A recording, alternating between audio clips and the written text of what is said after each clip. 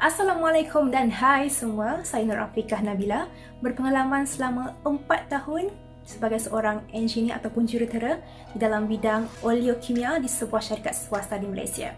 Dan pada hari ini saya ingin berkongsi dengan anda semua tentang cabaran yang perlu dihadapi oleh seorang jurutera wanita yang bekerja di dalam industri.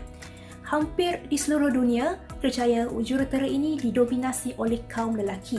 Dan pastinya kalau kita sebut engineer saja, orang akan terbayang duduk dalam office yang beraircon, pakai smart-smart, pakai tie pergi kerja. Ingat tak macam dalam drama pukul kerja petang? Tapi hakikatnya, realitinya tak semua macam tu. Dan kalau ada pun, saya boleh katakan peratusannya sangatlah tipis, bergantung kepada dalam bidang apa seseorang engineer itu bekerja.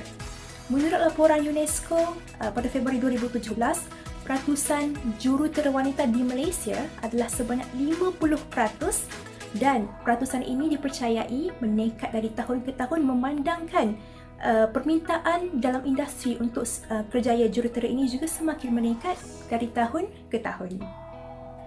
Antara cabaran-cabaran yang perlu dihadapi oleh seorang jurutera adalah yang pertama, cabaran dari segi mental.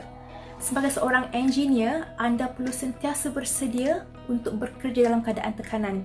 Anda juga perlu bersedia untuk mengorbankan tenaga dan masa lapang anda sendiri. Sebab ada kalanya anda perlu bekerja lebih masa disebabkan masalah yang berlaku di dalam syarikat.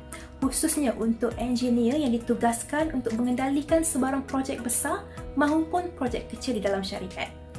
Dan ada juga engineer yang ditugaskan di dalam sektor pengeluaran ataupun end product ataupun kita panggil finish product, di mana anda perlu memikul tanggungjawab sepenuhnya jika syarikat menerima sebarang aduan ataupun customer complaint daripada pihak pelanggan. Seterusnya, cabaran kedua adalah cabaran dari segi fizikal. Umum mengetahui bahawa kekuatan dan kemampuan fizikal antara lelaki dan wanita pastinya berbeza. Saya bagi satu contoh situasi yang mana jika ada engineer yang bekerja ataupun terlibat dalam kerja-kerja di tempat pembinaan, di loji, di atas jalan raya, kebanyakan masa anda perlu dihabiskan di bawah terik matahari. Jadi untuk ladies-ladies luar sana, jangan lupa pakai sunblock ketika anda bekerja. Dan kerja engineer ini memang sangat memerlukan pergerakan yang sangat banyak dari satu tempat ke satu tempat. Kadang-kadang anda juga perlu menaiki tangga di bangunan yang tinggi. Secara ringkasnya, untuk jadi seorang engineer, anda perlu mempunyai stamina yang sangat kuat. Baiklah, cabaran seterusnya, cabaran ketiga adalah cabaran dari segi komunikasi. Dalam apa-apa bidang pekerjaan sekalipun, komunikasi merupakan adalah elemen yang paling penting.